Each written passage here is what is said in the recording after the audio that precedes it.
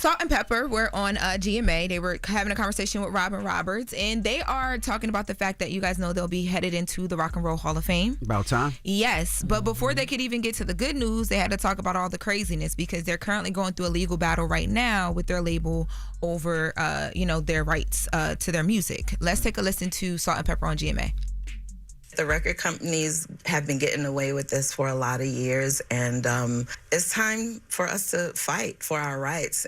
In May, Salt-N-Pepa filed a lawsuit against Universal Music Group, claiming that UMG is refusing to allow them to exercise their so-called termination rights. When you're an artist, in the beginning, you sign a contract saying that the copyrights will revert back to you after 35 years.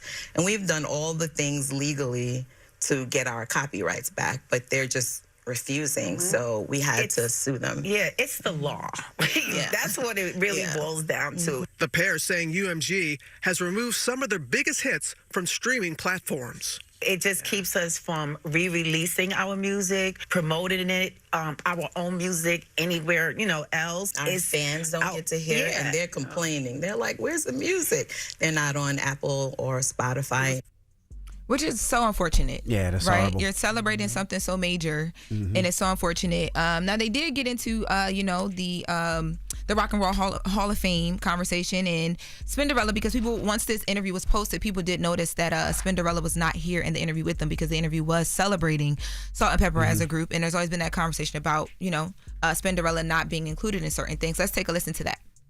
Why isn't DJ Spinderella part of this suit? Well, when we first started Salt-N-Pepa, it was just the two of us. So this particular contract is about the beginning, the first time we signed. So, yeah. But Spinderella is still down with us. She supports us. She just understands she wasn't a part of the lawsuit, but she has given us our support, to fight for that. Now, they argued, or UMG is arguing in this lawsuit, for those of you guys, because I know we haven't really covered it in depth here yet, but UMG is arguing that the recordings that they're talking about right now were works made for hire, which would not allow for the reclaiming of the rights by Salt-N-Pepa. But Salt-N-Pepa in their lawsuit are saying that is completely not true, so they're coming for what they're owed. UMG should do what's right. That's Salt-N-Pepa. That's a group that made them millions and millions and millions of dollars. They haven't received much royalties in publishing, I believe, so they should do what's right. It's been 30, 40 plus years. 40 plus. Yeah, they should give them their stuff. I be thinking about that. Oh, go ahead, Joe. No. I was about to ask. Because I see that happens a lot. Well, that happened a lot back in the day. Does that still happen now? Really? Damn. Okay. Yeah. Yeah, I be thinking about that with record labels too, right? Like business is business. So you signed the contract, it happens, but at some point you do got to have, I guess a heart, so to speak. Yes. Maybe not in business. I don't know. Because I would think so, though. You put up the money because you never know if an artist is going to flop, if an artist is going to brick, right? So if an artist does well, like an artist like Salt-N-Pepa that's been doing well for so long, like Charlamagne said, when do you have a heart and say, hey, let's renegotiate where you're happy, where you want to work together? You know what I mean? Right. Because you've made your ROI came back 1 billion times. Yes. You know what I'm saying? Like you made way more money than you put in on these artists, and you didn't pay them nothing. So I just feel like, you would do the right thing and give them at least their masters back. I don't freaking know. It seemed like the right thing to do. Still happens now is crazy. Because artists need money. So a lot of artists will sign a deal because they need that upfront money for whatever it may be, and then they pop. And then when they pop, it's like, oh, I'm doing way better. But the label's now like, nah, I gave you that little stink $100,000, and now we got all this, and then it becomes a fight. But I like Charlamagne said, if you're making that, if the ROI, you're making so much money on that investment, when do you have a heart and be like, you know what, let's renegotiate. Yeah, I need to take care of the person that made me rich. Exactly. Yes, and UMG has also said that they did try and make things right and mediate amicably and all these things, but obviously it's not what Salt-N-Pepa think that they deserve. So they're moving forward. Hey y'all, what's up? It's Loren LoRosa letting you know that when it comes to accident or injury cases, Top Dog Law is a name that you should know. Whether it's a car wreck, slip and fall, construction site injury, don't play games with your future. Top Dog Law doesn't settle for those lowball answers. They get you top dollar, period. The call is completely free and you don't pay unless you win. So call Top Dog Law today or hit them up on Instagram at Top Dog Law or visit topdoglaw.com. These are real cases. You get real results. Top Dog gets it done.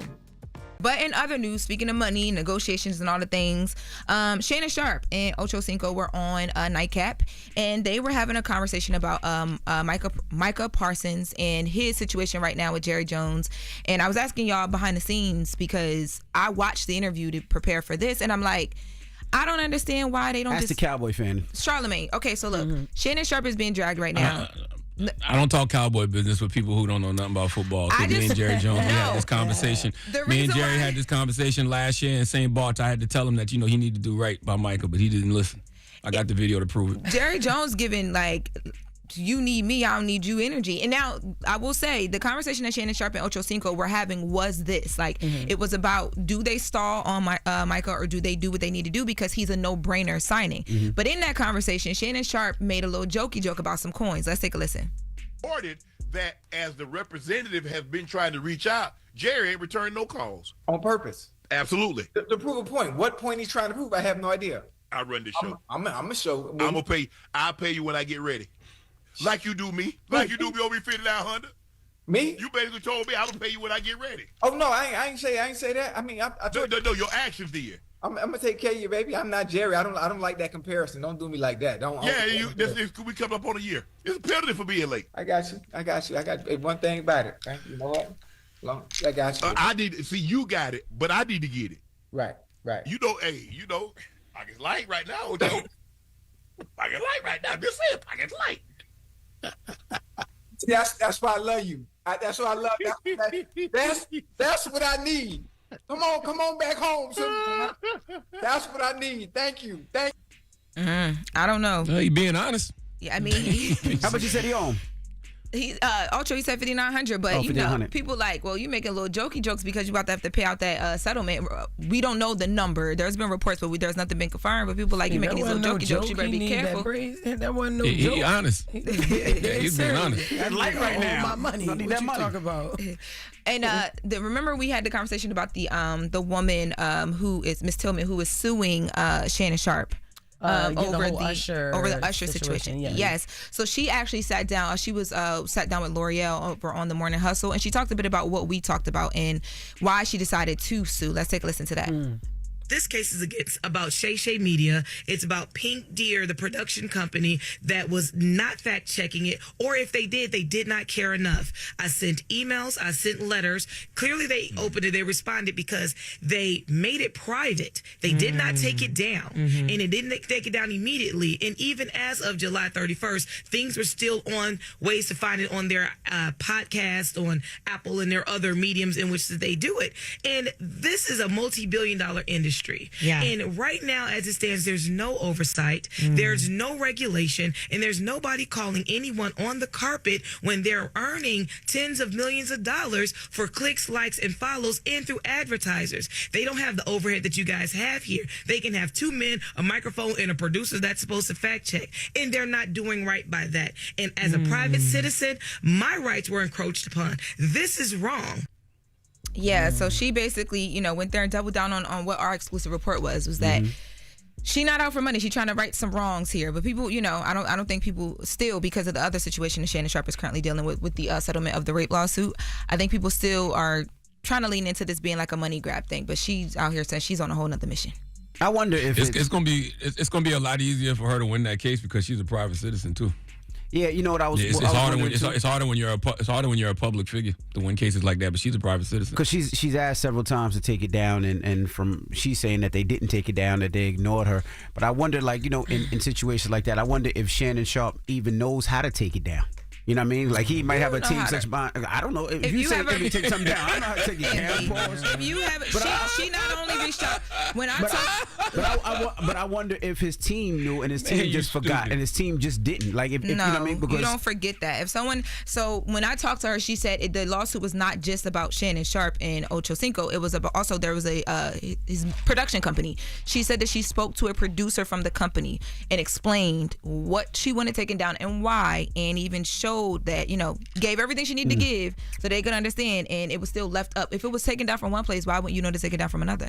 You know how to put it up. You think Shannon put it up? I don't think. I said she spoke to producers. Okay. But here's the problem though, and we all know this. once you put something up in this era, it's gone. It's gone. Like even if you take it down off your main website or your personal social media, it's already super viral.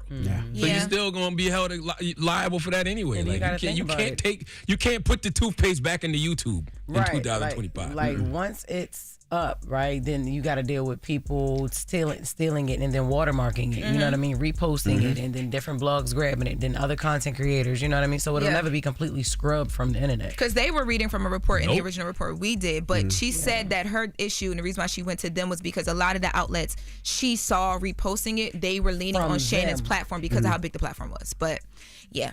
All right. Well, that is the latest with Loren. Charlamagne, who you giving that down to? Oh, man, wait, hold on, Charlamagne. I'm sorry to cut you off.